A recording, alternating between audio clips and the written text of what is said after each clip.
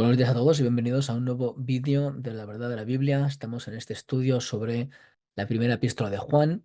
La semana pasada hicimos el capítulo 2, versículo 1 al versículo 6 y esta semana vamos a continuar desde el versículo 7 al versículo 11, que dice lo siguiente: Hermanos, no os escribo mandamiento nuevo, sino el mandamiento antiguo que habéis tenido desde el principio. Este mandamiento antiguo es la palabra que habéis oído desde el principio.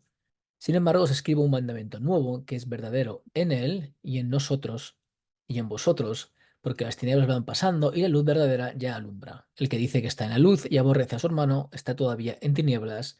El que ama a su hermano permanece en la luz y en él no hay tropiezo. Pero el que aborrece a su hermano está en tinieblas y anda en tinieblas y no sabe a dónde va, porque las tinieblas le han cegado los ojos. Es que como podemos haber leído, ¿no? Pues este mensaje de Juan a sus lectores y por lo tanto también a nosotros hoy en día, sigue estando enfocado en la conducta de los cristianos y cómo ésta se diferencia de aquellos que se llaman cristianos. En el contexto de esta carta, esto tenía mucho que ver con el problema que había traído la corriente secesionista, que ya hablamos desde el principio, y las herejías que esta corriente traía con ellos, ¿no? Por esta razón, Juan expresa tanto principios ontológicos fundamentales de la persona del Padre y del Hijo, que el Padre es luz, que Jesús es el Verbo hecho carne y que le tocaron, etcétera, ¿no? Como también principios morales como los que vemos aquí, de ética y de conducta de estos miembros que son los miembros reales del cuerpo de Cristo, ¿vale? Si queréis más información acerca de los secesionistas, en la introducción de este estudio hablamos de ello. Es importante, ¿no? Porque habla mucho del contexto de la carta, ¿no? Sí que hemos leído lo que vamos a ver hoy, vamos a ir poco a poco como siempre hacemos, vamos a ver el versículo 7 que dice: Hermanos, no os escribo mandamiento nuevo, sino el mandamiento antiguo que habéis tenido desde el principio. Este mandamiento antiguo es la palabra que habéis oído desde el principio. Aquí vemos como Juan expresa a sus hermanos que el andar como Cristo anduvo no se trata de un mensaje nuevo para ellos, que es lo que decía el versículo anterior, el versículo 6, ¿no? Algunos podrían también incluir que se refiere a la totalidad de la carta, cuando hablan de este mensaje que es antiguo, ¿no? Que es el mensaje pues, que ellos tuvieron cuando Juan les predicó, les evangelizó, etcétera, ¿no? Ese mensaje desde el principio. Como hemos dicho la semana pasada, este mensaje, en griego entolé, como veis en pantalla, se trata generalmente en esta epístola del mandamiento que Jesús dio a sus discípulos de amarse los unos a los otros. Hicimos una diferenciación entre mandamiento y mandamientos, ¿vale? La semana pasada lo vimos, si queréis verlo. Esto recuerda las palabras de Jesús en Juan 13:34 al 35: un mandamiento nuevo os doy, que os améis unos a otros, como yo os he amado, que también os améis unos a otros. Y luego, importantísimo, en esto conocerán todos que sois mis discípulos, si tuvierais amor los unos con los otros. Y lo mismo en Juan 15:12: este es mi mandamiento, que os améis unos a otros, como yo os he amado. Así que, como podemos ver, en este sentido, Juan está volviendo a recordarles las bases de la creencia del mensaje de Cristo. Una cosa muy interesante que quiero que veáis antes de seguir es como la expresión apargeo desde el principio, que se hace en este versículo en dos ocasiones con relación al mandamiento, ¿no? Y a la palabra que han escuchado desde el principio, ¿no? Pues se trata de la misma expresión que vimos en el capítulo 1, versículo 1, cuando dice lo que era desde el principio, como ves en pantalla, ¿vale? Y ya hablamos de las posibles implicaciones o ramificaciones e incluso conexiones de esta expresión y lo que podría implicar, ¿vale? Así que vemos, como hemos mencionado con tanta insistencia, que esto tiene que ver mucho con el problema que existía contextualmente a causa de los secesionistas. Y es, por lo tanto, un principio importante a aprender, el de volver a los fundamentos básicos para poder afrontar errores doctrinales que puedan surgir en la Iglesia. La palabra utilizada por Juan para antiguo, palaios, aparece solo en dos ocasiones en esta carta y las dos en este versículo. Y curiosamente se trata de la única mención de esta palabra en toda la literatura joanina, ¿no? Así que vemos cómo sigue hablando de este mensaje principal y original que demuestra una relación con Jesús y haber escuchado su palabra, ¿no? Y sus mandamientos. Y hemos visto cómo ustedes desde el principio de este mandamiento antiguo, ¿vale? Cuando Juan expresa este mandamiento antiguo, es la palabra que habéis oído desde el principio, es interesante poder investigar las posibles implicaciones de esta expresión. Y por esto me refiero a la palabra utilizada como palabra, ¿no? Entre comillas, ¿no? Porque se utiliza la palabra logos, que se trata de una palabra, como todos sabéis, que puede tener implicaciones de Jesús o de palabra o de mensaje, ¿no? Y aparece un total de 6 ocasiones en esta epístola y puede hacer referencia tanto a Jesús como el verbo divino, ¿no? Que se encarnó, o a la palabra como el mensaje. Por ejemplo, esto lo vemos en 1 de Juan 1:1, donde vemos como la palabra logos es claramente con referencia al verbo de vida, que ya vimos hace unas cuantas semanas cuando vimos el versículo 1 del capítulo 1. Igualmente, en el capítulo 2, versículo 5 y en el 3:18, claramente esta palabra logos implica el mensaje y no implica al verbo encarnado, ¿vale? Así que tenemos que ver siempre el contexto de cada palabra para poder identificar a qué se puede referir. Sin embargo, hay otras tres ocasiones, como podéis ver en pantalla, en 1 Juan 1:10, 2:7 y 2:14, donde no queda claro si la mención de logos se hace con referencia al mensaje o al logos divino. Se podría interpretar que logos en estos versículos podría ser con relación de Jesús, ¿no? O al mensaje de Dios y de Jesús en general. En el 1:10, como veis en pantalla, alguno podría decir que se refiere a Jesús porque viene hablando del logos divino en el 1:1, como hemos visto anteriormente, y como si hacemos mentirosos a Dios si decimos que no hacemos pecado y el logos no está en nosotros. Alguno podría decir el logos se puede referir a Jesús que no está en nosotros. También puede ser, evidentemente, la palabra o el mensaje de Dios que implica el de no mentir, hablando del logos como el mensaje. Y lo mismo pasa en el versículo 14 con la palabra logos y cómo ésta permanece en ellos. Podría interpretarse también como el mensaje o Jesús mismo estando en ellos. Y de hecho, cada vez que veamos este tipo de versículos, vamos a indagar en cada uno de ellos, como siempre hacemos, con un poco de detalle para poder ver las posibles implicaciones. Y como siempre, no vamos a postularnos una u otra porque hay cosas que realmente no se pueden saber. Podemos tener ideas, pero hay cosas que realmente no se pueden saber. Algunos podrían decir que, bueno, que aquí en estar en ellos no puede ser Jesús porque el que está en nosotros es el Espíritu Santo, pero bueno, tenemos que recordar que una de las promesas de Jesús es que Él va a estar con nosotros hasta el fin del mundo, una promesa que le hace a sus discípulos en Mateo 28, 19 al 20. Así que por lo tanto también es una posibilidad. Sin embargo, aquí en el versículo 7, por el contexto, como vimos en el versículo 5, que habla el que guarda su palabra o logos, ¿no? Lo más posible es que se refiera al mensaje del Evangelio de Jesús, que como mencionamos con anterioridad, no solo se trataba del Evangelio de la encarnación, muerte y resurrección de Jesús, sino también del mensaje y los mandamientos que fueron dejados por Jesús para todos nosotros. Por lo tanto, aquí Juan quiere expresar cómo no hay nada de novedoso en su mensaje, pues se trata ni más ni menos que del mismo mensaje que la comunidad a la que escribía había escuchado desde el principio. Esto resalta el problema de los secesionistas y este mensaje nuevo que ellos traían, que no solamente podría ir en contra de la encarnación de Jesús y otras cosas que veremos después, según la carta avance, ¿no? Sino también con el mensaje general de Cristo. Como este mensaje original que traía Juan englobaba tanto los principios teológicos, incluso ontológicos, básicos de la persona de Cristo y del Padre, como principios doctrinales, como que no existe nadie sin pecado, como morales y éticos, que eran las marcas de aquellos que realmente seguían a Cristo. ¿Vale? Es que vemos ese tipo de idea bastante clara aquí en Juan. Y posiblemente la palabra se refiere al mensaje, ¿no? En el versículo 8 dice: sin embargo, os escribo un mandamiento nuevo, que es verdadero en él y en vosotros, porque las tinieblas van pasando y la luz verdadera ya alumbra. Ahora Juan dice una cosa cuanto menos interesante. Después de decir que no trae un mandamiento nuevo en el versículo 7, ahora parece decir que contradice lo que justo acaba de expresar cuando dice: os escribo un mandamiento nuevo. Aunque a priori podría parecer una contradicción, en realidad no se trata de esto. Sería muy inverosímil que una persona escriba dos frases totalmente contradictorias seguidas, ¿no? Así que existen dos posibles interpretaciones. Una de ellas sería que no existe una contradicción principalmente porque Juan expresa claramente que este mensaje que trae nuevo es un mensaje verdadero en él. Esto es muy importante, la palabra en él, o en griego como tienes ahí, en auto. Es decir, lo que va a expresar aquí ahora Juan se trataría, aunque directamente no el mismo mensaje original que ellos recibieron, sí que un mensaje que es verdadero porque está basado en los principios y valores verdaderos de Cristo. Aquí se puede interpretar que Juan estaría hablando, bajo esta interpretación, ¿no?, de una inspiración directa del Espíritu Santo, o del mensaje que él había escuchado de Cristo directamente y que se estaba recordando, o se trata también de un mensaje que en sí es real y que está basado y derivado de las enseñanzas de Cristo. Y este mensaje, que el que habla aquí ahora Juan, a lo que se refiere lo vemos en los versículos siguientes, en el 8 al 11, que es el que dice que está en luz y aborrece a su hermano, está todavía en tinieblas, el que ama a su hermano permanece en la luz y en él no hay tropiezo, pero el que aborrece a su hermano está en tinieblas y anda en tinieblas y no sabe a dónde va porque las tinieblas le han cegado los ojos. Así que estos versículos, que vienen después, son los que se refieren al mensaje que ahora Juan está recordando aquí en el versículo 8.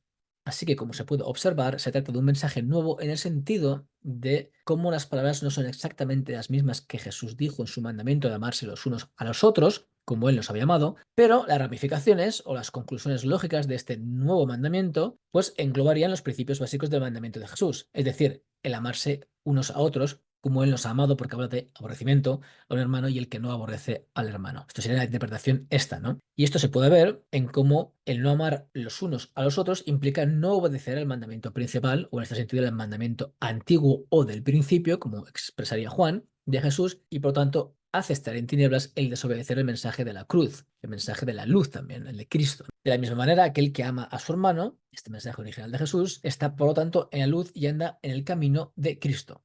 Douglas Magnum expresa lo siguiente, la traducción es mía: el antiguo mandamiento también tiene un aspecto nuevo. El nuevo aspecto ha llegado porque la oscuridad está pasando y la verdadera luz ya está brillando. Jesús está con su pueblo ayudándolos a guardar sus mandamientos para que puedan ser parte de la luz que ya brilla. Así que bajo esta interpretación, este nuevo mandamiento implicaría pues esta revelación que viene basada en el mensaje original de Jesús y que tiene que ver con lo mismo, porque al fin y al cabo habla del aborrecer al hermano, las consecuencias, y del armar al hermano y las consecuencias, y cómo esto viene de un lado o de otro, ¿no? El que ama al hermano, pues es evidentemente de Cristo, porque sigue los mandamientos de Jesús. Y el mandamiento principal de Jesús que les dio a sus discípulos, o uno de ellos, depende de cómo se quiera interpretar estas palabras, es la de amarse los unos a los otros, ¿no? Como Él los había amado. Así que bajo esta interpretación se puede observar cómo no existe una contradicción en las palabras de Juan, sino más bien una declaración de un matiz en el mensaje de Cristo que estaba enfocado y basado en el mensaje o palabra y mandamiento original de Cristo. Y esto es importante porque sigue dejando claro el principio pastoral de esta carta, donde la actitud moral de los hermanos es primordial para poder identificar quiénes están en el cuerpo de Cristo. Ahora bien, la segunda interpretación, la otra manera de poder entender esta expresión de Juan, es que Juan está recordando el mandamiento de Jesús, que en su momento fue nuevo, pero que al mismo tiempo, en la situación actual, debido al tiempo que había pasado, era viejo en sí. Así, por ejemplo, lo expresa Cruz, la traducción es mía. Las claves para resolver esta aparente contradicción se encuentran en Juan 13:34, donde Jesús dice: un mandamiento nuevo os doy, que os améis unos a otros. El mandamiento de amaros unos a otros fue descrito por el mismo Jesús como un mandamiento nuevo. Sin embargo, para el autor, el ministerio del Jesús histórico ya había pasado hace mucho tiempo, entonces el nuevo mandamiento de Jesús era el viejo mandamiento para el autor y sus lectores, y era algo que sus lectores habían escuchado hace mucho tiempo cuando recibieron el Evangelio por primera vez.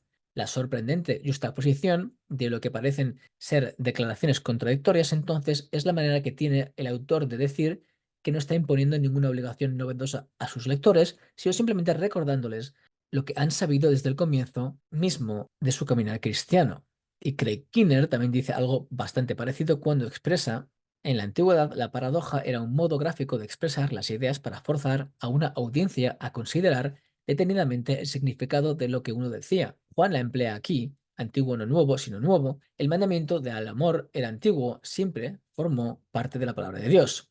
Cita unas citas, ¿no? De Deuteronomio 6:5 y Levítico 19:18, citado por Jesús, y Marcos 12:30 al 31. Pero también era nuevo porque se basó en un ejemplo nuevo y definitivo. En este sentido, Craig Kinner tiene una interpretación que es un poco en el medio, que es parecida a la que he dicho la primera y también parecida a la segunda, ¿no? Así que sea como fuere, en este sentido la expresión de Juan no implica una contradicción de términos y conceptos que surgen en dos declaraciones que se siguen una detrás de la otra, sino más bien una aclaración de cómo lo que expresa Juan tiene que ver con una verdad que proviene de Dios. Esto es importantísimo, ¿vale? Ahora seguimos a la siguiente parte, que es el versículo 9, 10 y 11, que son estos versículos que representan este mensaje original. El que dice que está en la luz y aborrece a su hermano está todavía en tinieblas. El que ama a su hermano permanece en la luz y en él no hay tropiezo.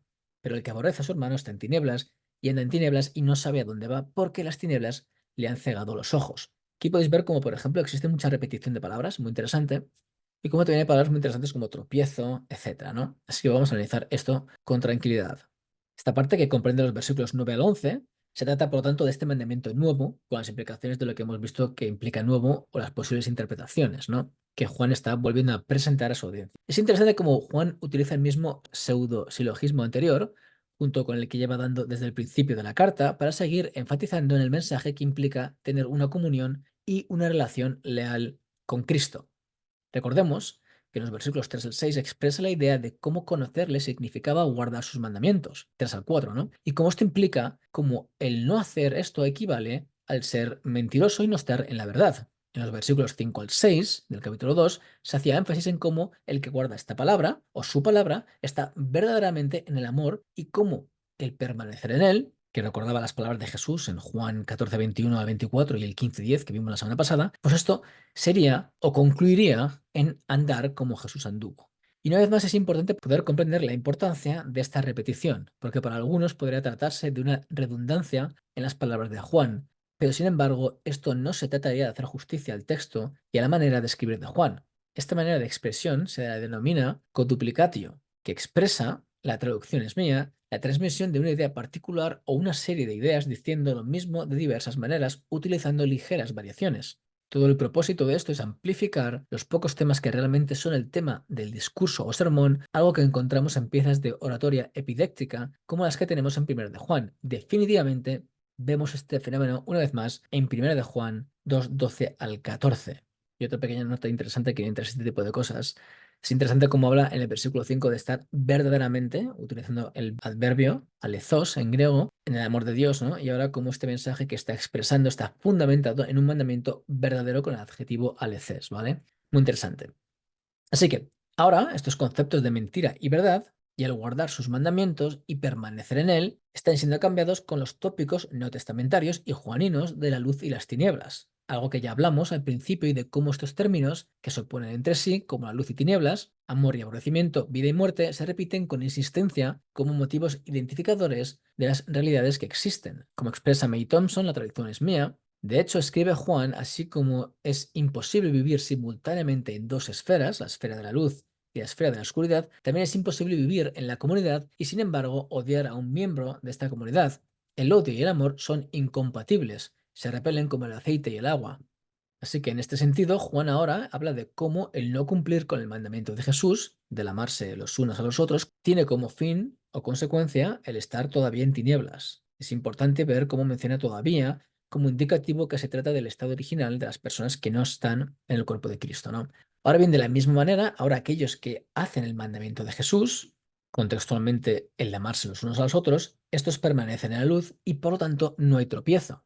Y estas palabras son muy importantes y reveladoras, es decir, las implicaciones son claras en cuanto al contexto que vemos que se escribe esta carta y sus extensiones para nuestros días. De hecho, la palabra utilizada para tropiezos es la palabra que veis en pantalla, escandalon, una palabra que aparece un total de 15 ocasiones en el Nuevo Testamento y que tienen varias connotaciones, como por ejemplo, esta palabra pues significa caer en pecado, dar ocasión de pecado, piedra de tropiezo, tropezadero, etc. Y las implicaciones o ramificaciones de esta palabra pues varían dependiendo del contexto, como por ejemplo se puede referir a las personas que caen en pecado como los versículos que tenéis en pantalla. También se puede referir a aquello que es escandaloso y hace que no se acepte la verdad de Cristo, con los versículos que tenéis en pantalla, y también finalmente con motivos u objeto de juicio, como veis ahí en pantalla en Romanos 11:9.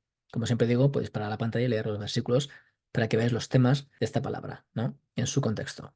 En este sentido, en este versículo, el motivo que representa las palabras de Juan son las de caer en pecado al no aceptar evidentemente la verdad de Cristo. Por lo tanto, el mensaje de Juan sigue siendo contundente. Uno de los identificativos claros de quienes forman parte del cuerpo de Cristo, de aquellos que están en la verdad, en la luz y en el camino que lleva el Padre, son aquellos que aman a sus hermanos. Las ramificaciones de estas palabras son claras. Uno, aquellos que no aman a sus hermanos, no están en la verdad, y esto se trata de una realidad universal. Segundo, para el contexto de la época y la manifestación e influencia herética de los secesionistas, aquellos que aman a sus hermanos, como Jesús lo ha dicho, e intrínsecamente que realmente obedecen los mandamientos de Jesús y no una falsa doctrina, entonces son la estampa de quienes son realmente los hijos de Dios. Algo que nos indica que estos secesionistas evidentemente no tenían este tipo de amor los unos con los otros. Por este motivo, una carencia de ese amor que nace de la obediencia de Jesús y en consecuencia a una verdadera relación de amor y permanencia con tanto el Padre como el Hijo, se verá demostrado en un andar que se desvía de las palabras de Jesús y que principalmente se ve reflejado en esta carencia de amor por los hermanos. Así que de la misma manera que alguien puede identificar quién es hijo de Dios por cómo ama a los hermanos, también se puede identificar quién no es hijo de Dios. Contextualmente aquí las palabras de Juan son claras para aquellos que eran secesionistas y que estaban intentando entrar y manchar el Evangelio real. De hecho, como vemos en Juan 8:44, aparte de equiparar al diablo como un homicida, algo que también veremos después en esta epístola, súper interesante, también expresa cómo éste no ha permanecido en la verdad cuando dice: vosotros sois de vuestro padre el diablo y los deseos de vuestro padre queréis hacer. Él ha sido homicida desde el principio, esta palabra la veremos después, ¿no? Y no ha permanecido en la verdad porque no hay verdad en él. Palabras muy parecidas a las que vemos aquí con Juan, ¿no? Cuando habla mentira, de suyo habla porque es mentiroso y padre de la mentira. Así que se puede ver como la mentira o permanecer, que aquí Juan utiliza una palabra diferente, utiliza el verbo istemic, que implica estar en o permanecer, también muy parecido, ¿no? Pues que, por lo tanto, se puede ver como permanecer en la mentira o estar en la mentira es estar en los caminos del enemigo, una vez más enfatizando esta división que existe entre el estar en Cristo y el mundo, ¿no? Y recordemos también la importancia de la equiparación de la luz para Juan de tanto Jesús como el Padre. Es decir, el concepto de luz, que pudo estar emborronado por los protonósticos o aquellos que podrían pensar como Marción que el Padre no era luz, ahora está siendo esclarecido de nuevo por Juan, una vez más, ¿no? Tanto el Padre como el Hijo son luz, y estos representan un camino y un mensaje y un mandamiento que son verdaderos. ¿Vale? Aquí vemos otra vez a Juan defendiendo tanto al Padre como al Hijo. Otra noción importante que vemos en esta sección es la de tanto el permanecer en la luz como el andar en tinieblas. Es decir, las implicaciones de permanecer en la luz es la de andar en luz y lo contrario, evidentemente, es andar en tinieblas. El andar en la luz, por lo tanto, refleja el camino de luz que lleva al Padre, aquel que anduvo Cristo y que nos enseñó en su mensaje. Ese que ahora Juan recuerda a los receptores de esta carta, que oyeron desde el principio y que, una vez más, implica andar como el anduvo. Como dije la semana pasada, esto implica también un mensaje también para nosotros. Los mandamientos de Jesús siguen siendo vigentes. Aquí analizamos el contexto de la carta, pero sacamos la universalidad del mensaje, evidentemente, ¿no? Así que la persona que está en tinieblas está cegado, no sabe a dónde va porque no está en el camino correcto. Evidentemente se sobreentiende que aquellos que están en tinieblas están cegados por el príncipe de este mundo. Pablo habla de esto en 2 Corintios 4:4, cuando dice, en los cuales el Dios de este siglo cegó el entendimiento de los incrédulos para que no les resplandezca la luz del Evangelio de la gloria de Cristo, el cual es la imagen de Dios. ¿Vale? Interesantísimo, ¿no? Ahora bien, otro motivo importante que vemos es la repetición del aborrecer al hermano y cómo esto refleja la importancia de este vicio que va en contra de las virtudes de los cristianos. Juan lo repite en el versículo 9 y después en el versículo 11. De hecho, esto lo repite también en el versículo 15 del capítulo 3, cuando dice: todo aquel que aborrece a su hermano es homicida, y sabéis que ningún homicida tiene vida eterna permanente en él. Y también en el 4, 20 al 21, si alguno dice yo amo a Dios y aborrece a su hermano, es mentiroso, pues el que no ama a su hermano a quien ha visto, ¿cómo puede amar a Dios a quien no ha visto? Y nosotros tenemos este mandamiento de él: el que ame a Dios, ame también a su hermano. Así que vemos este motivo claro, ¿no? Que era un motivo primordial en el mensaje de Cristo. Y las palabras quedaron registradas, por ejemplo, en Mateo 5, 21 al 22, cuando dice: oísteis que fue dicho a los antiguos, no matarás, y cualquiera que matare será culpable de juicio. Pero yo os digo que cualquiera que se enoje contra su hermano será culpable de juicio, y cualquiera que diga necio a su hermano será culpable ante el concilio, y cualquiera que le diga fatuo quedará expuesto al infierno de fuego. Así que vemos cómo el mensaje de Cristo de amarnos los unos a los otros es primordial, importantísimo. Ahora bien, también es importante no cometer el error de pensar que solamente el amarse los unos a los otros implica que estamos haciendo la voluntad de Dios. En otras palabras, recordemos que las palabras de Jesús hay que tomarlas en su totalidad y no solamente en su parcialidad. Es decir, amar a los hermanos no solamente es una indicación de que estamos haciendo la voluntad de Dios y de Jesús. De hecho, Juan deja claro cómo existen otros motivos y factores que hacen que esto sea posible. Por ejemplo, en 1 Juan 2, 22 a 23, Juan expresa cómo negar que Jesús es el Mesías también es otro motivo para poder identificar quiénes son los hijos de Dios de verdad. Por lo tanto, el negar a Jesús también es otro indicador de no estar en la verdad. Dice el versículo: ¿quién es el mentiroso sino aquel que niega que Jesús es el Cristo? Este es anticristo, el que niega al Padre y al Hijo. Todo aquel que niega al Hijo tampoco tiene al Padre. El que confiesa al Hijo tiene también al Padre. ¿Vale? Interesantísimo, otra vez, la relación entre el Padre y el Hijo, lo importante que es y cómo esto va en contra de lo que podría haber en esa época, este tipo de vertiente herética de los secesionistas, ¿no? Otra manera más, ¿no? Pues, y muy pegado a este problema de los secesionistas, es que aquellos que no confesaban que Jesús vino en carne tampoco son hijo de Dios. Es otro identificativo de estas personas. No solamente que hay que amar los unos a los otros, sino creer este tipo de verdades, ¿no? Dice el siguiente versículo, el 4:2: en esto conoced el Espíritu de Dios. Todo espíritu que confiesa que Jesucristo ha venido en carne es de Dios, ¿vale? Así que vemos otro ejemplo más de cómo saber que alguien es de Dios. Vemos cómo existe el comportamiento de la persona y también la doctrina, ¿no? Finalmente, expresando también de una manera más sutil que aquellos que creen que Jesús es el Hijo de Dios, pues son de Dios, ¿no? En el versículo 5 del capítulo 5. ¿Quién es el que vence al mundo sino el que cree que Jesús es el Hijo de Dios? Por lo tanto, existen varias maneras de poder identificar a aquellos que son hijos de Dios. No solo se trata de nociones morales y de conductas entre hermanos, sino también tiene que ver con los mandamientos de Jesús y la doctrina verdadera expresada en la palabra de Dios. Así que, como hemos podido ver, una vez más Juan, refiriéndose a esta comunidad como hermanos, les deja claro que no trae nada nuevo, sino el mensaje que les fue anunciado de antaño. Y hemos expresado que podría ser expresión o implicar lo del mensaje nuevo, ¿vale? Hay dos vertientes, ¿no? Así que, ¿y este mensaje qué es? Que aquellos que obedecen a Cristo y andan como Él anduvo, reflejan sus enseñanzas y sus mandamientos de amarnos los unos a los otros como Él nos ha amado. Este mensaje que proviene de Cristo es que nadie puede aborrecer a su hermano y andar en verdad y en la luz. Las palabras de Juan son claras y son contundentes. Aquellos que no aman a sus hermanos están andando en tinieblas. Sus ojos están cegados y tropiezan.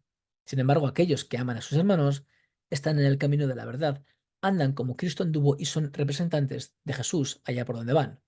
Una vez más, se deja claro el testimonio pastoral de esta carta que en su contexto estaba luchando contra las falsas doctrinas de los secesionistas. Estos, aunque pudieran decir que seguían a Cristo, su caminar y su teología herética demostraban totalmente lo contrario.